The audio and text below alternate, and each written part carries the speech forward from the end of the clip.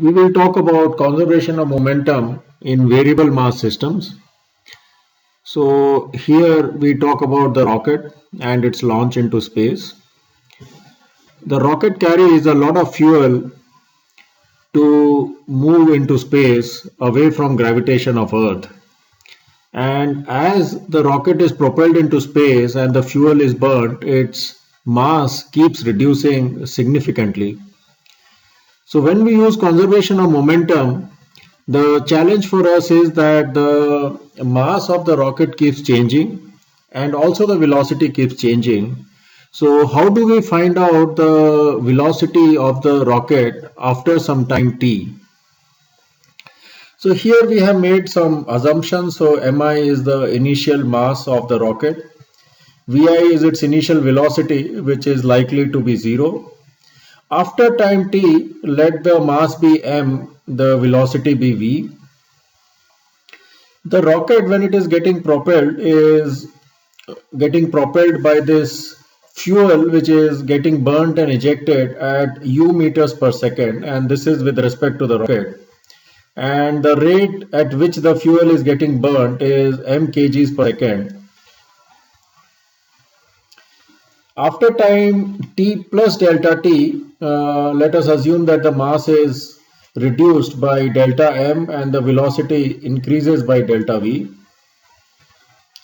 And for the propulsion, we take the velocity with respect to the earth or the ground, because that is the frame of reference that we are using for the conservation of momentum.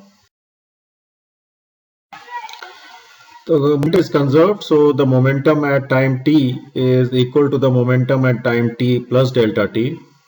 At time t, we have momentum of the rocket, and at time delta t, when delta m fuel is ejected, we take the momentum of the rocket and the momentum of the propulsion.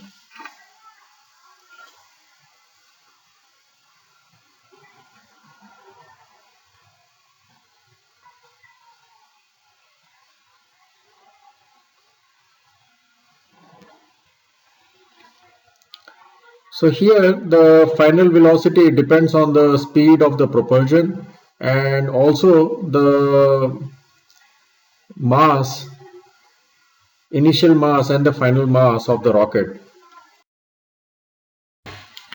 We had derived this equation in the previous slide.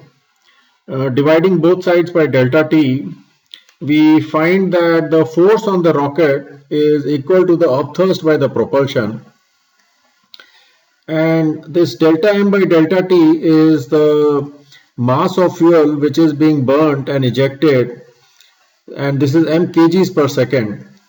So this equation is very useful because both m and u are fixed with respect to the rocket, and by knowing these we can find the upthrust on the rocket. Also, if you have to find the instantaneous acceleration, all we have to do is find out the mass at time t, and this is not difficult because we know the rate of propulsion.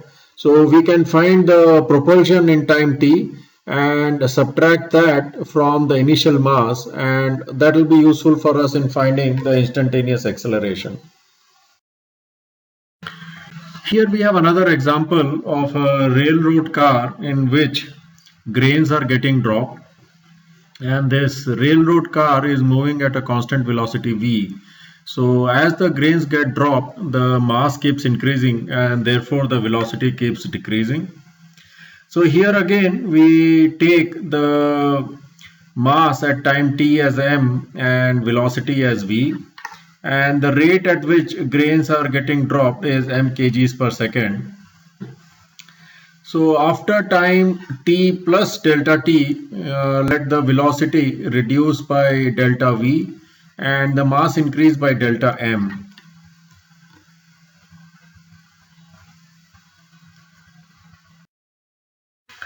The momentum is conserved, so momentum at time t is equal to momentum at time t plus delta t.